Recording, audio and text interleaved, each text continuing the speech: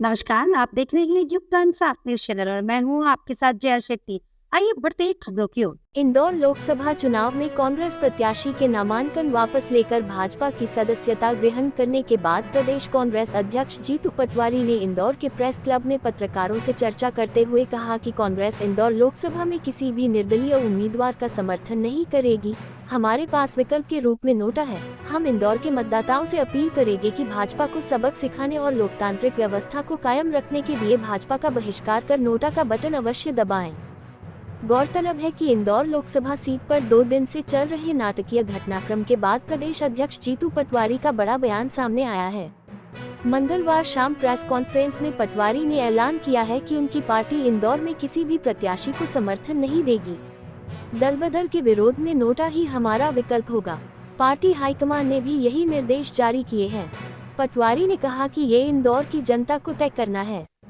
मंत्री कैलाश विजयवर्गीय और भाजपा विधायक रमेश मेंदोला पर निशाना साधते हुए प्रदेश कांग्रेस अध्यक्ष पटवारी ने कहा कि बम की नाम वापसी होते ही भाजपा ने ऑपरेशन सूरत 2 पर काम शुरू कर दिया। प्लान था कि गुजरात की सूरत लोकसभा सीट की तरह बचे हुए उम्मीदवारों के नामांकन वापस कराकर इंदौर में निर्विरोध जीत हासिल की जाए। ब्यूरो रिपोर्ट, प्रकाश महावर कुली, युग का इंसाफ, इंदौर। सबसे प्रथम तो थोड़ी देरी हुई, इसके लिए मैं क्षमा प्रार्थी हूँ। सारे हम परिवार के लोगों को इसके लिए खेद व्यक्त करते हैं कि मैं थोड़ा आने में विलम्ब हो गया। इंदौर शहर पूरे देश में जाना जाता है, पूरी दुनिया में जाना जाता है स्वच्छता के लिए। यहाँ की अपनी सभ्यता है। अपने बेटे को भी हाथियों के पैरों के नीचे चुनवा दिया था। ये कहानियों के जिससे हम सुनते हैं। ऐसा शहर जिसने जब पानी की लड़ाई थी तो राजनीतिक दल और भावना में लोग भूल गए थे। इस तरह की एकजुटता से पानी की नर्मदा की लड़ाई लड़ी गई। जब स्वच्छता की बात आई तो पूरा इंदौर शहर एकजुट हुआ और दलगत भावना से ऊपर उठकर सबने, समाज के हर वर्ग ने और राजनीतिक हर दल ने इसमें अपनी सकारात्मक भूमिका निभाई। जितना स्वच्छ शहर है हमारा, उतना ही राजनीतिक रूप से प्रदूषित शहर भारतीय जनता पार्टी और उनके नेताओं ने कल इंदौर शहर को किया है। पूरे देश में आज चर्चा है इस बात की कि लोकतंत्र की हत्या में इंदौर शहर अव्वल है। पहले हम सुनते थे कि बूथ कैप्चरिंग होती है, फिर भारतीय जनता पार्टी प्रचलन लेके आई कि विधायकों को दल बदल करवाना और खरीद फरोख्त करना। ऐसे ही 17 सरकारें भी इसी दौरान गिरी।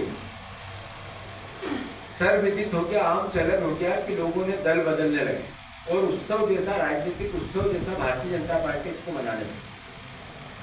पर अल्टीमेटली जो सवाल 75 साल की आजादी के बाद है कि लोकतंत्र खतरे में, वोट की ताकत खतरे में है, मीडिया का फ्रीडम खतरे में, संविधान खतरे में, आरक्षण खतरे में।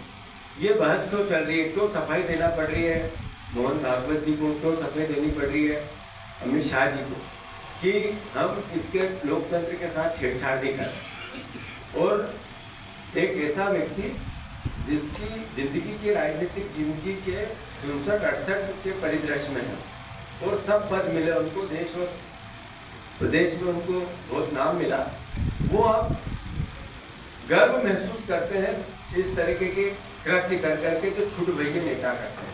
आज हम ये नहीं सोचेंगे कि इस तरह की हठधर्मी का क्या राजनीतिक माफिया को तो नहीं कर पा रही। जहाँ राजनीतिक माफिया है वहाँ कैसी हालत, ये आप लोग लिखते हैं, पढ़ते हैं, देखते हैं। तो मेरा बस इतना ही अनुरोध है कि इंदौर शहर को लेकर कांग्रेस पार्टी बहुत गंभीर है। किसी कहीं ने रीना ने इसको रखा, एक को मैं अपने घर पे 2 लोगों को मैंने बिठा के रखा और लोगों को ढूंढ रहे हैं। जैसे जो जवानियत होती है उनको ढूंढने के लिए पूरी बीजेपी निकल गई। तो उनका है पकड़ो, इसको लाओ, उसके समर्थक को लाओ, नकली एसपी सही कराओ, कलेक्टर को बुलाओ। कलेक्टर कहता है वो बैठ गया, 4 बजे बाद भी घटनाएं घटती रही, 3 बजे बाद भी।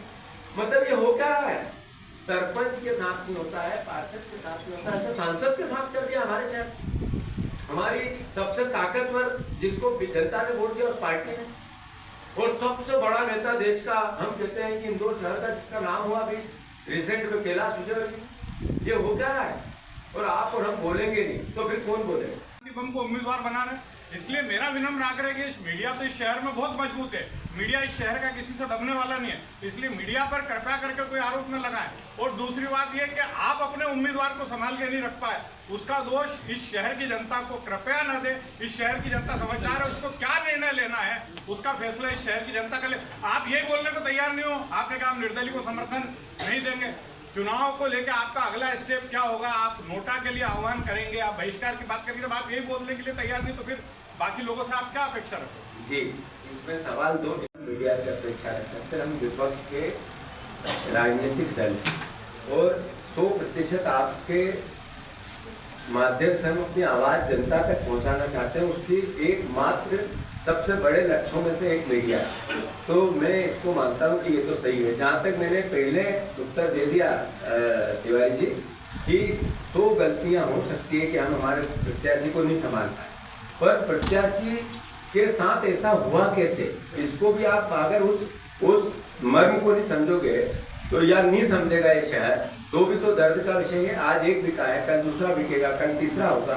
या क्या हुआ? मैंने नहीं कहा वो बिका है, कुछ तो हुआ है, बिना कुछ हुए तो गया नहीं है। दबा हुआ होगा, खरीद फरोख्त हुई होगी, कुछ भी उसने अपने एथिक खोए होंगे, हमारी कमी रह गई होगी, उनकी ताकत धन बल की और राजनीतिक बल की ज्यादा हो गई होगी, कुछ हुआ होगा। तो मेरा आपसे मानना ऐसा है कि हमारा पार्टी के पार्ट पे इंदौर शहर से आह्वान करने का अधिकार और वो हमने किया, प्रार्थना करने का अधिकार वो हमने किया। जहाँ तक मीडिया पे भी हमने जो अनुरोध किया, ये भी हमारा अधिकार है। जब मीडिया का हमारे पे अधिकार है तो हमारा मीडिया पे भी अधिकार है। हम इसी शहर के हैं, आप भी इसी शहर के, इसलिए मेरा आरोप प्रत्यारोप या मीडिया को क्रिटिसिज्म करने कोई न भाव है, न था, न कर सकता हूँ, मेरी हैसियत नहीं थी। मैं आपके रहमो करम पे उसमें वार्ड वाइज रैलियां भी करेगी, एक बड़ी रैली भी करेगी, कैंडल मार्च भी करेगी। वो प्रोग्राम आपको कल परसों जाएगा। जीतू भाई सवाल अधूरा रह गया, जीतू भैया सवाल अधूरा रह गया। नैतिक जिम्मेदारी इस्तीफे पे आपने कुछ बोला नहीं, आप इस पर कुछ बोलना कि आप नैतिक जिम्मेदारी लेंगे।